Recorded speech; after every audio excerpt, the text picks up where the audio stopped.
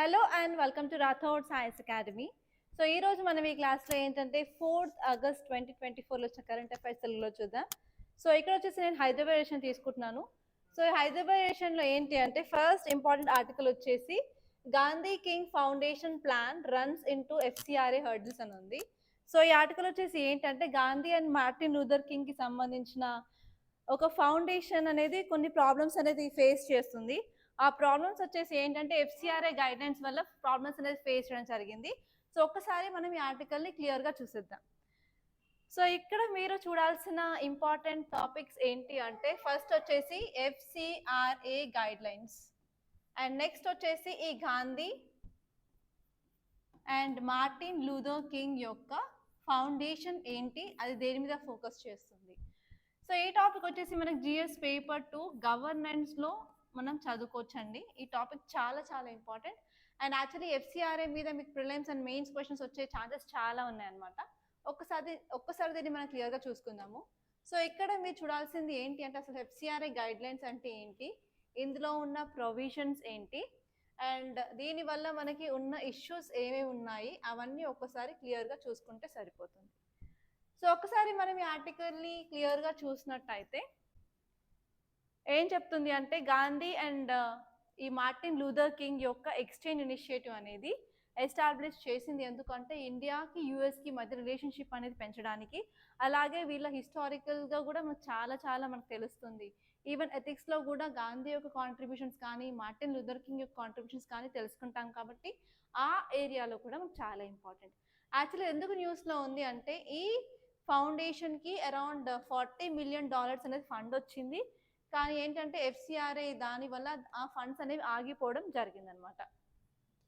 So ఇప్పుడు మీరు కొన్ని డీటెయిల్స్ చూసుకున్నట్టయితే ఇలాంటి ఇనిషియేటివ్స్ అనేది నార్మల్గా మన హిస్టారికల్ ఫిగర్స్ వల్ల మనం ఫామ్ చేస్తే మన హిస్టరీని మిగతా వాళ్ళకి నెక్స్ట్ జనరేషన్ వాళ్ళకి చెప్పే అవకాశం ఉంటుంది.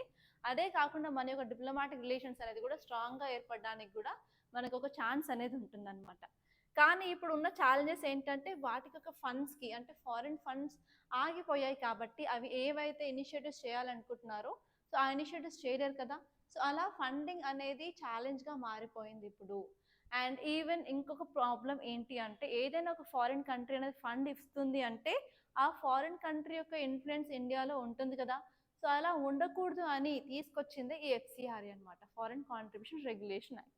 సో ఏదైనా ఒక ఇండివిజువల్ కానీ ఒక ఆర్గనైజేషన్ కానీ ఒక ఎన్జిఓ కానీ ఫారిన్ కంట్రీస్ నుంచి ఫండ్ తీసుకున్నట్లయితే కంపల్సరీ ఎఫ్సిఏ గైడ్లైన్స్ ప్రకారమే నడుచుకోవాల్సిన అవసరం అయితే ఉంటుందన్నమాట.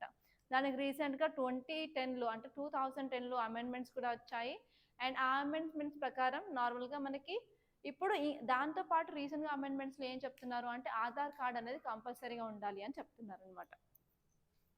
సో ఇప్పుడు మీరు చూసుకున్నట్టయితే ఇలాంటి కొలాబరేషన్స్ అనేవి మనకి ఎక్స్చేంజ్ ఆఫ్ నాలెడ్జ్ కానీ అకాడమిక్ డెమాన్స్ట్రేషన్కి కానీ మనకి ఫ్యూచర్ అకాడమిక్ కొలాబరేషన్కి కానీ చాలా యూజ్ అవుతుంది. కానీ ఇలా ఫండ్ ప్రాబ్లమ్స్ వచ్చినప్పుడు ఒక రోడ్ బ్లాక్ లాగా ఉంటుందని చెప్తున్నారు. అదే కాకుండా మనం ఏంటంటే ఈ గాంధీ కింగ్ డెవలప్మెంట్ ఫండ్ అనేది చాలా ఇంపార్టెంట్ ఇనిషియేటివ్ అనమాట. అండ్ దీనివల్ల ఏంటంటే మన లీడర్స్ యొక్క ఫిలాసఫీస్ కానీ వాళ్ళ థియరీస్ కానీ వాళ్ళ కాంట్రిబ్యూషన్స్ కానీ నెక్స్ట్ జనరేషన్కి అందించవచ్చు. సో ఇలా మనకి కొన్ని ఇంపార్టెంట్ థింగ్స్ అయితే ఉన్నాయి, ఒకసారి చూసుకోవాలి. సో నెక్స్ట్ వచ్చేసి రెగ్యులేటరీ ఎన్వైర్న్మెంట్. సో ఈ స్క్రూటినీ ఆఫ్ ఫారిన్ ఫండ్స్ వచ్చేసి ఏంటంటే మనకి చాలా కాంప్లెక్స్ రెగ్యులేటరీ ఎన్వైర్న్మెంట్ ఉన్నాయని తెలుస్తుంది. దానికి ఏంటంటే నార్మల్గా మనం ఏ ఇంటర్నేషనల్ ఎంటిటీస్తో కూడా రిలేషన్షిప్ ఉన్నప్పుడు మనం చాలా జాగ్రత్తగా ఉండాలి అని చెప్తున్నారు. సో నెక్స్ట్ వచ్చేసి ఇలా మనకి ఏదైనా డెవలప్మెంట్ ఫౌండేషన్ ఉన్నప్పుడు దానికి లాంగ్ టర్మ్ ప్రాజెక్ట్స్ అనేవి ఉంటాయి. అలా ప్రాజెక్ట్స్ జరిగినప్పుడు ఏంటి అంటే ఇలా ఫండ్స్ అనేది స్టాల్ అయినప్పుడు మన పీస్కి కానీ మన కల్చర్ని కానీ సో వాటి మీద కూడా నెగటివ్ ఇంపాక్ట్ అనేది ఉంటుంది. కాబట్టి దీన్ని ఒకసారి మనం క్లియర్ కట్గా చూసుకోవాల్సిన అవకాశం అండ్ అవసరం అయితే ఎంతగానో ఉంది అని చెప్పొచ్చు. సో ఇప్పుడు మీరు ఇంకొన్ని డీటెయిల్స్ ఎఫ్సిఆర్ఏ గురించి నేర్చుకోవాలనుకున్నట్టయితే ఈ లా అనేది మన పార్లమెంట్ అనేది తీసుకురావడం జరిగింది. ఎందుకు అంటే ఫారిన్ కాంట్రిబ్యూషన్స్ని రెగ్యులేట్ చేయడానికి. సో ఇదేంటంటే ఏదైనా ఇండివిజువల్సే కానీ అసోసియేషన్సే కానీ ఆర్గనైజేషన్సే కానీ ఎన్జిఓసే కానీ సో అవి ఏవైతే ఫారిన్ కాంట్రిబ్యూషన్స్ని యాక్సెప్ట్ చేయాలనుకుంటున్నాయో అవి కంపల్సరీ వీటికి ఉండాల్సిందే. నెక్స్ట్ వచ్చేసరికి ఈ యాక్ట్ అనేది ఒక కన్సాలిడేటింగ్ యాక్ట్ అనమాట. యాక్చువల్లీ యాక్ట్ అనేది 1976లో పాస్ చేయడం జరిగింది. దాని తర్వాత చాలా మోడిఫికేషన్స్ అనేది అమెండ్మెంట్స్ ద్వారా తీసుకొచ్చారు. సో ఒక మేజర్ అమెండ్మెంట్ ఎప్పుడు అంటే 2010వ సంవత్సరం అనేది తీసుకురావడం జరిగింది. అండ్ నెక్స్ట్ వచ్చేసి ఈ యాక్ట్ ఏం చెప్తుంది అంటే మన ఫారిన్ ఆర్గనైజేషన్స్ని ఏవైనా ఫండింగ్ ఇస్తున్నట్టయితే మన ఇండియాలో పాలిటిక్స్ మీద కానీ, సోషల్గా కానీ, ఎకనామిక్గా కానీ, పొలిటికల్గా కానీ, రిలీజియస్గా కానీ ఎలాంటి వాళ్ళు రాంగ్గా యూజ్ చేసుకోకుండా దాని మీదనే ఫోకస్ చేస్తాయన్నమాట. సో ఎట్లాంటి యాక్టివిటీస్ చేసినప్పుడు పబ్లిక్ ఇంట్రెస్ట్ మీద ఏది దెబ్బతినేలాగా ఉండకూడదు అన్నట్టు తీసుకురావడం జరిగింది. అండ్ ఈ యాక్ట్ వచ్చేసి మినిస్ట్రీ ఆఫ్ హోమ్ అఫైర్స్ కంట్రోల్లో ఉండడం అయితే జరుగుతుంది. అండ్ ఒకసారి మీరు ఫారెన్ కాంట్రిబ్యూషన్ అంటే ఏంటి అంటే ఏదైనా సరే డొనేషన్ అయినా సరే, డెలివరీ అయినా సరే, ట్రాన్స్ఫర్ అయినా సరే, ఏదైనా ఫారెన్ సోర్స్ నుంచి వచ్చినట్టయితే ఏదైనా సరే అది ఆర్టికలే అవ్వనివ్వండి, డబ్బులే అవ్వనివ్వండి, అండ్ సెక్యూరిటీ పరంగా ఏదైనా సరే అది వచ్చినట్టయితే మనం దాన్ని ఫారెన్ కాంట్రిబ్యూషన్స్ అని అంటామన్నమాట. సో మీరు ఇంకొక ఆర్టికల్లోకి వెళ్ళినట్టయితే ఇక్కడ ఇంకొకటి ఉంది, 5 policemen sacked in Jammu and Kashmir in drug and terror cases. So ఏంటంటే ఇక్కడ ఆర్టికల్ 311 అనేది చెప్తుంది అనమాట. సో నిన్న మన క్లాస్లో article 342, article 341, article 16, article 14, article 110, article 112 ఇలా చదువుతూనే ఉన్నాం కదా. సో ఎప్పుడైనా సరే ఏదైనా ఆర్టికల్ అనేది మన న్యూస్ పేపర్లో వచ్చినట్టయితే దాని మీద మీకు క్వశ్చన్ వచ్చే ఛాన్సెస్ చాలా ఉంటాయి.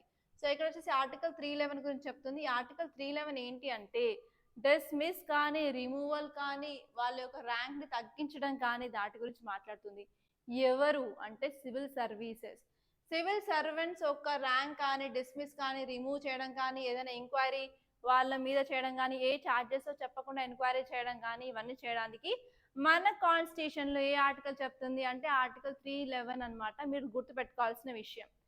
సో ఎందుకు అంటే ఈ టెర్రర్ కేసెస్లో, డ్రగ్ కేసెస్లో వచ్చేసి 5 పోలీసులు అలాగే ఒక టీచర్ అనేది ఇన్వాల్వ్ అయి ఉన్నారు అని క్లియర్ కట్గా మనకు తెలిసింది. కాబట్టి ఈ ఆర్టికల్ 311 యూజ్ చేసి వాళ్ళ అధికారాన్ని తగ్గించే అవకాశం ఉంది, ఎందుకంటే అవి యాంటీ నేషనల్ యాక్టివిటీస్ కాబట్టి అని చెప్పడం అయితే జరిగింది. సో ఇప్పుడు మీరు తెలంగాణ రిలేటెడ్ న్యూస్ చూసుకుంటే మన సీఎం 10 రోజుల tour of US and south Korea టూర్లో ఉన్నారు. సో ఒకసారి మీరు దానివల్ల మనకి ఏమేమి ఈ విధంగా లాభాలు కలుగుతున్నాయో చూసుకోవాల్సి ఉంటుంది.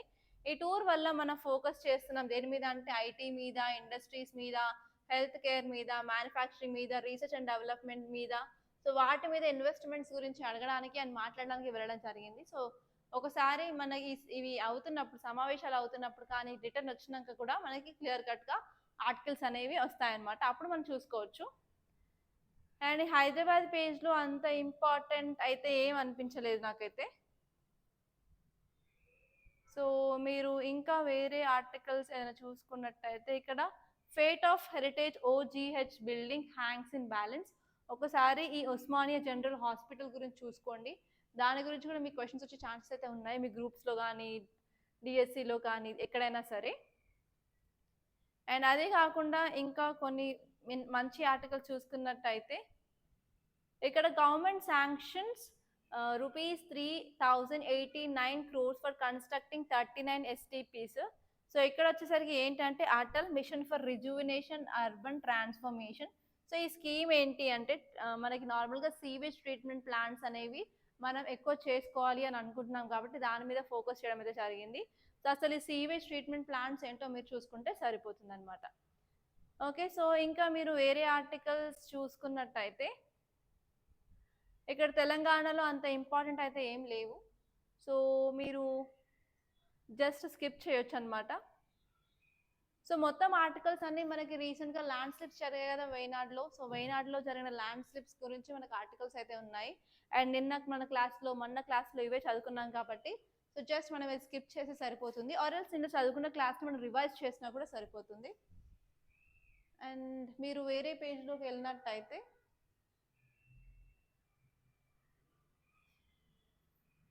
ఈ రోజు కూడా అంత ఇంపార్టెంట్ లేవు. యాక్చువల్లీ సండే రోజు ఏంటి అంటే మనకి టెక్స్ట్ అండ్ కంటెక్స్ట్ ఉండదు, అండ్ మనకు ఒపీనియన్ పేజ్ ఉండదు, ఎడిటోరియల్ పేజ్ ఉండదు, కాబట్టి చాలా తక్కువ ఆర్టికల్స్ ఉంటాయి.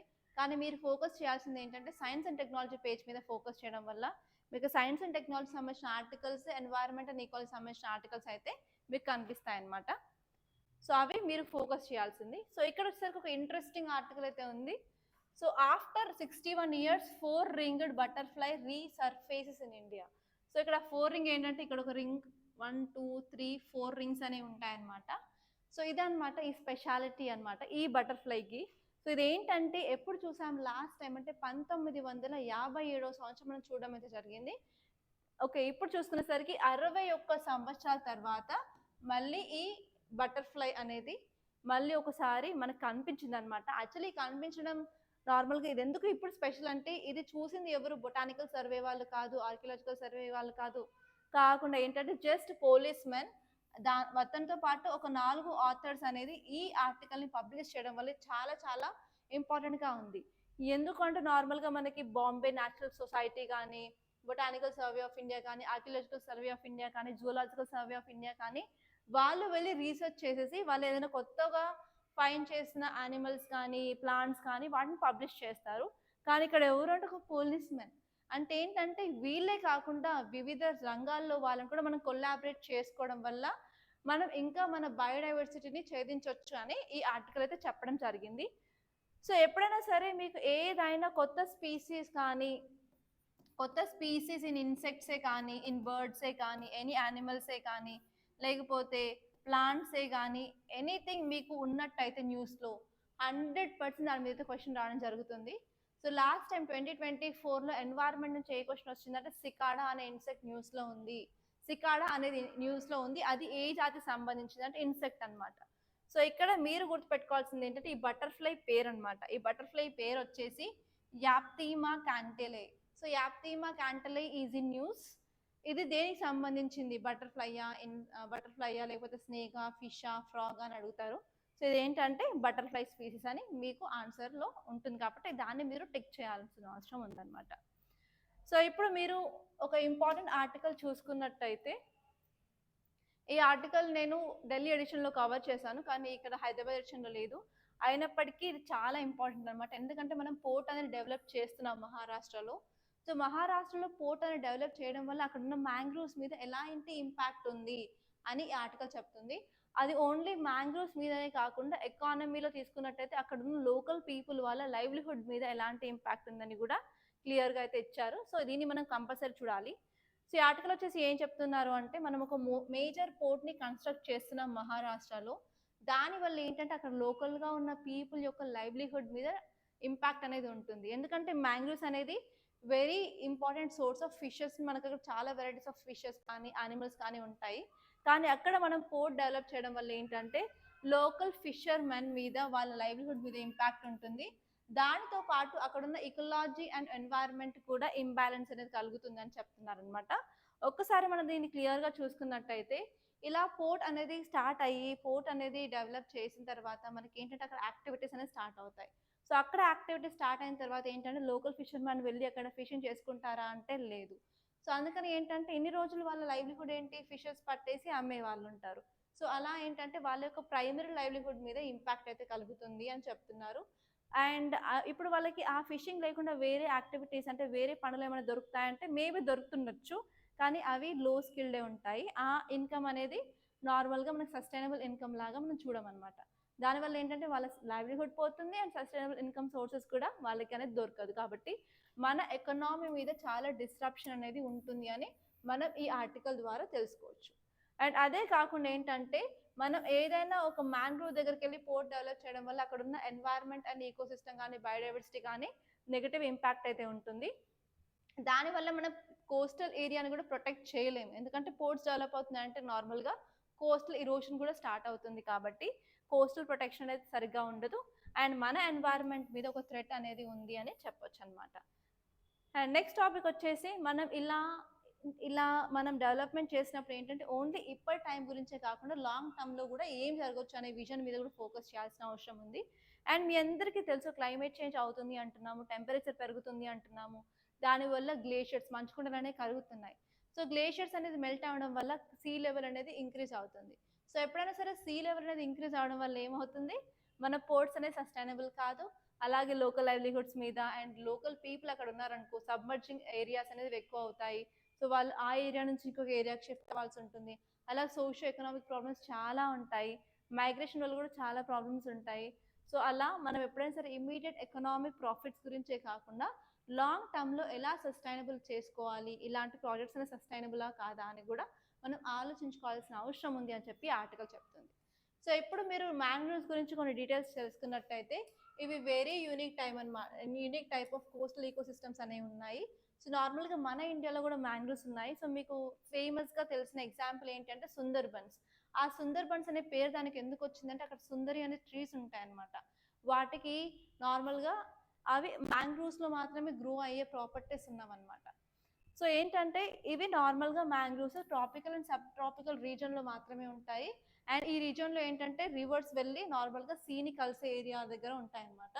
సో అక్కడ ఏంటంటే నార్మల్గా వాటర్లో సలైన్ కంటెంట్ అనేది ఎక్కువ ఉంటుంది కాబట్టి అక్కడ ఏ ప్లాంట్స్ ఉన్నా కూడా ఏంటంటే సలైన్ టాలరెంట్ కానీ సాల్ట్ టాలరెంట్ ట్రీస్ కానీ ఉండాల్సిన అవసరం ఉంది. ఈ సుందరి ట్రీస్ అనేవి సాల్ట్ టాలరెంట్ ట్రీస్ అనమాట. అండ్ నెక్స్ట్ వచ్చేసి ఏంటంటే ఇక్కడున్న ఈకో సిస్టమ్ చాలా హార్ష్ కండిషన్స్ తట్టుకునేలాగా ఉంటుంది. సో నార్మల్గా మనకి ఏదైనా సైక్లోన్ క్రియేట్ అయింది అనుకోండి, మనకి వేవ్స్ వస్తూ ఉంటాయి, తుఫాన్స్ లైక్ సునామీస్ వచ్చాయనుకోండి, వేవ్స్ చాలా స్పీడ్తో వస్తుంటాయి. కాబట్టి ఈ మ్యాంగ్రోవ్స్ అనేవి అవి కూడా తట్టుకోవడానికి చాలా చాలా వాళ్ళకి ఉంటుంది. సో ఏంటంటే ఎంతైనా హార్ష్ కండిషన్ తట్టుకోవడం లైక్ సెలైన్ వాటర్లే కానీ, ట్రైడల్ ఫ్లక్చువేషన్సే కానీ, మడ్డీ వాటర్ కానీ, ఆక్సిజన్ పువర్ సాయిల్స్ కానీ, ఇవన్నీ ఎంత హార్ష్ కండిషన్స్ ఉన్నా ఈ మ్యాంగ్రోవ్స్ అనేవి ఇక్కడ గ్రో అవుతాయి అన్నమాట. అందుకే చాలా స్ట్రాంగ్ అని చెప్పచ్చు. అండ్ ఇప్పుడు మీరు చూసుకున్నట్టయితే 2022వ సంవత్సరంలో ఒక క్వశ్చన్ అనేది వచ్చింది. ఏంటి అంటే మనకి అమెజాన్ ఫారెస్ట్ అనేవి లంగ్స్ ఆఫ్ వరల్డ్ అయినప్పుడు మన కిడ్నీస్ ఏంటి అని. కిడ్నీస్ ఏంటి అంటే వాటర్ ఫిల్టర్ చేసేవి ఏంటంటే మ్యాంగ్రోవ్స్ అనమాట. సో మ్యాంగ్రోవ్స్ చేసే సర్వీసెస్ని మీరు తెలుసుకున్నట్టయితే ఆ ఆన్సర్ని ఈజీగా చేసేవాళ్ళు. మీరు 2020లో వచ్చిన క్వశ్చన్ ఇది. సో ఇప్పుడు మీరు ఇక్కడ మైండ్ మ్యాప్ చూసుకున్నట్టయితే ఈ మైండ్ మ్యాప్ వచ్చేసి ఇంపార్టెన్స్ ఆఫ్ మ్యాంగ్రోవ్స్ అనేది చెప్తుంది. సో మ్యాంగ్రోవ్స్ దేనికి ఇంపార్టెంట్ అంటే బయోడైవర్సిటీ మనం కన్సర్వ్ చేయడానికి మాత్రం. ఫర్ ఎగ్జాంపుల్ ఇక్కడ మ్యాంగ్రోవ్ చూసుకున్నట్టయితే మనకు చాలా విపరీతమైన బయోడైవర్సిటీ ఉంటుంది. For example different types of animals ఉంటాయి, ప్లాంట్ స్పీసీస్ ఉంటాయి, అండ్ మనకి ఫ్లోరా ఉంటుంది, ఫానా ఉంటుంది. సో ఇక్కడ మనం సుందర్బన్స్ అని చెప్పాను కదా, సుందర్బన్స్లో మనకి రాయల్ బెంగాల్ టైగర్ ఉంటుంది, అలాగే మనకి రివార్డెడ్ డాల్ఫిన్ స్పీసీస్ ఉంటాయి, అండ్ ఇతర చాలా ఫిషెస్ అయితే ఉండడం జరుగుతుంది. సో నెక్స్ట్ వచ్చేసి ఇది కోస్టల్ ప్రొటెక్షన్కి కూడా చాలా చాలా ఇంపార్టెంట్ అనమాట. కోస్టల్ ఎరోషన్ ఫర్ ఎగ్జాంపుల్ ఇప్పుడు ఒక సునామీ అయింది, అప్పుడు వేవ్స్ కానీ టైడ్స్ కానీ చాలా ఎక్కువ వస్తాయి కదా. సో అప్పుడు ఏంటంటే కోస్టల్ ఎరోషన్ జరుగుతుంది. అలా జరగకుండా ఏంటంటే ఈ మ్యాంగ్రోవ్స్ అనేవి దాన్ని అడ్డుకుంటుంది అనమాట. అండ్ నెక్స్ట్ వచ్చేసి కార్బన్ సెక్వెస్ట్రేషన్. కార్బన్ సెక్వెస్ట్రేషన్ అంటే ఏం లేదు, సో మనం వెహికల్స్ యూజ్ చేస్తున్నప్పుడు ఏంటంటే కార్బన్ డైఆక్సైడ్ లెవెల్స్ అనేది అట్మాస్ఫియర్లో పెరుగుతుంది. సో ఈ కార్బన్ డైఆక్సైడ్ని అబ్జర్వ్ ఏం చేసుకుంటాయి, నార్మల్ ప్లాంట్స్ చేసుకుంటాయి కదా. ప్లాంట్స్తో పాటు ఓషన్స్ అనమాట. ఎస్పెషలీ ఈ మ్యాంగ్రోవ్స్ అనేవి కార్బన్ సెక్వెస్ట్రేషన్లో చాలా ఇంపార్టెంట్ పార్ట్ అనేది ప్లే చేస్తుంది. అండ్ నెక్స్ట్ వచ్చేసి ఈ మ్యాంగ్రోవ్స్ ఏంటంటే డిఫరెంట్ కైండ్స్ ఆఫ్ ఫిషెస్ ఉంటాయి కాబట్టి అక్కడ లోకల్గా ఉన్న పీపుల్ అనేది ఫిషింగ్ యాక్టివిటీస్ మీద డిపెండ్ అవుతారు కాబట్టి లైవ్లీహుడ్కి కానీ లోకల్ ఫుడ్ సెక్యూరిటీ కానీ చాలా ఇంపార్టెంట్. అండ్ నెక్స్ట్ వచ్చేసి వాటర్ క్వాలిటీని కూడా ఇంప్రూవ్ అనేది చేస్తుంది. అలాగే ఏంటంటే టూరిజం అండ్ రీక్రియేషన్కి కూడా చాలా అనేది హెల్ప్ అవుతుంది అనమాట. సో ఇవన్నమాట మన యొక్క మ్యాంగ్రోవ్స్ యొక్క ఇంపార్టెన్స్. సో నెక్స్ట్ టాపిక్ నేను చెప్పినట్టు ఏంటంటే after 61 years 4 ringed butterfly resurfaces in India అని చెప్పాను కదా. సో ఇక్కడ మీరు తెలుసుకోవాల్సినది ఏంటంటే సో 1957వ సంవత్సరం లాస్ట్గా కనిపించిన బటర్ఫ్లై మళ్ళీ ఈ సంవత్సరం కనిపించింది అంటే ఎందుకు కనిపించింది? క్లైమేట్ చేంజ్ వల్ల ఏంటంటే ఎన్నో జాతులు అనేవి అంతరించిపోతున్నాయి, ఎక్స్టెంట్ అవుతున్నాయి. కాబట్టి మనం కంపల్సరీ కన్జర్వేషన్ చేయాలనేది ఇంపార్టెంట్ పాయింట్ అనమాట. సో ఇక్కడ వచ్చేసరికి ఏంటంటే అది ఎక్కడ ఫైండ్ చేశారు అంటే నాందపాహ నేషనల్ పార్క్లో ఫైండ్ చేశారు. సో ఎప్పుడైనా సరే ఏ నేషనల్ పార్క్ అయినా న్యూస్లో ఉన్నట్టయితే మీకు ఆ నేషనల్ పార్క్ ఏ స్టేట్లో ఉందని అడుగుతారు. Special north east, next south, Kerala, Tamil Nadu, Karnataka రీజన్లో ఎక్కువ ఉంటాయి కాబట్టి కంపల్సరీ అక్కడి నుంచి మీకు క్వశ్చన్ వస్తుంది. సో ఈ నాందపాహ నేషనల్ పార్క్ అనేది మనకి అరుణాచల్ ప్రదేశ్లో ఉంది. ఈ క్వశ్చన్ మీకు ఆల్రెడీ 2019లో ఇదే నేషనల్ పార్క్ గురించి అయితే వచ్చిందనమాట.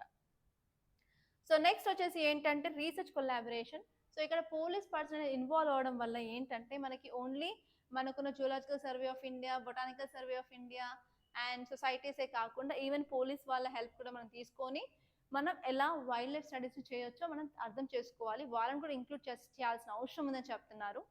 సో నెక్స్ట్ వచ్చేసి మన దగ్గర ఏదైతే నాలెడ్జ్ అనేది లేదు, లైక్ బటర్ఫ్లై స్పీసీస్ గురించి చాలా వరకు నాలెడ్జ్ అనేది లేదు కాబట్టి మనం వాటి మీద డేటా కలెక్ట్ చేసేసి వాటిని ఎలా కన్జర్వేషన్ చేయాలి, అలాగే బయోడైవర్సిటీ అసెస్మెంట్స్ ఎలా చేయాలో మనం ఫోకస్ చేయాల్సిన అవసరం అయితే ఎంతగానో ఉంది.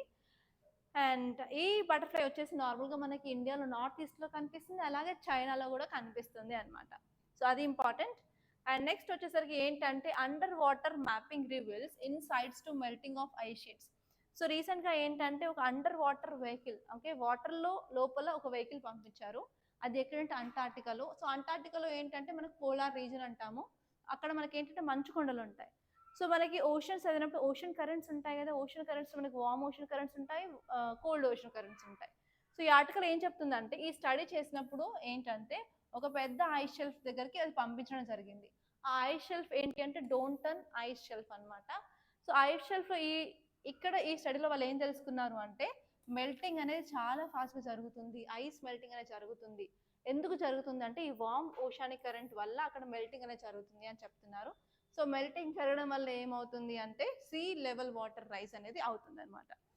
సో ఇక్కడ మీరు ఈ ఆర్టికల్ క్లియర్గా చూసుకున్నట్టయితే అటానమస్ అండర్ వాటర్ వెహికల్స్ అనేది మనం ఇప్పుడు రీసెంట్ అడ్వాన్స్మెంట్స్లో మనం యూజ్ చేయడం వల్ల ఇప్పుడు ఇలాంటి డేటా అనేది కలెక్ట్ చేస్తున్నాము. సో ఇలాంటి మన అడ్వాన్స్డ్ నాలెడ్జ్ అనేది మన దగ్గర టెక్నాలజీ లేదు అంటే మనం చేయగలమా? చేయలేము. సో కాబట్టి మనం ఇందులో కూడా రీసెర్చ్ అండ్ డెవలప్మెంట్లో కూడా ఫోకస్ చేయాలి.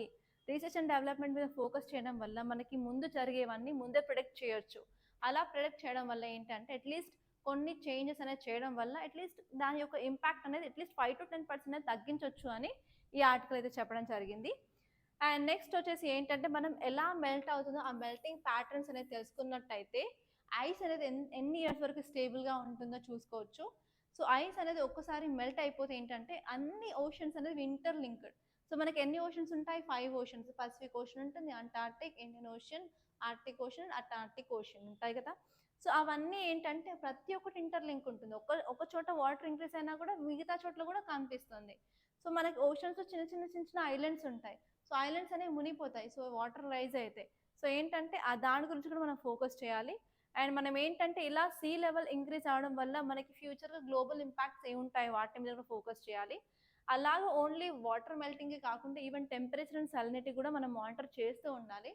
ఎందుకంటే మీరు ఓషనోగ్రఫీ, మీరు జోగ్రఫీలో చదువుకున్నప్పుడు ఏంటంటే అసలు టెంపరేచర్ ఇన్ఫ్లుయెన్స్ ఎలా ఉంటుంది, డెన్సిటీ అంటే ఎలా ఉంటుంది, డెన్సిటీ ఎక్కువ అవడం వల్ల ఏమవుతుంది, డెన్సిటీ తక్కువ అవడం వల్ల ఏమవుతుంది, సాలినిటీ ఎక్కువ అవడం వల్ల ఏమవుతుంది, సాలినిటీ తక్కువ అవడం వల్ల ఏమవుతుంది, అవన్నీ మీరు క్లియర్గా ఇక్కడ చదువుకుంటారు కాబట్టి.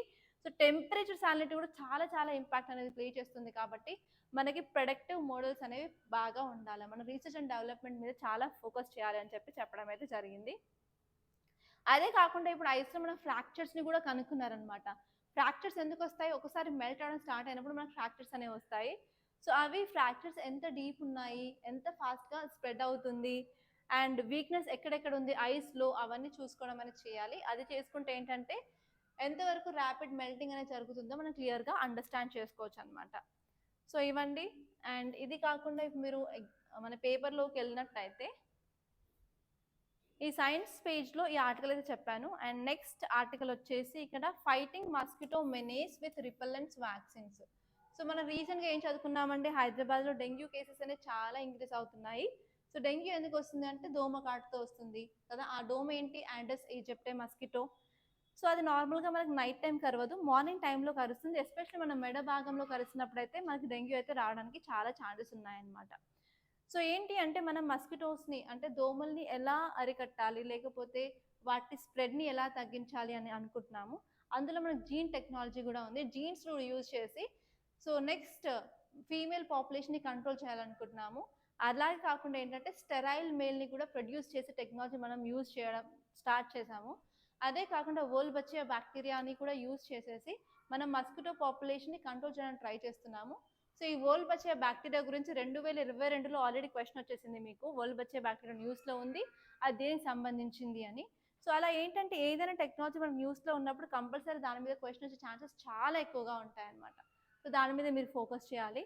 సో ఇక్కడ వచ్చేసి దోమని ఎలా మనం కంట్రోల్ చేయాలి, సో మీకు ఏమైతే మెజర్స్ ఏమైతే తెలుసో కంపల్సరీ కామెంట్ బాక్స్లో ఒక 4 to 5 మెజర్స్ అయితే చెప్పండి.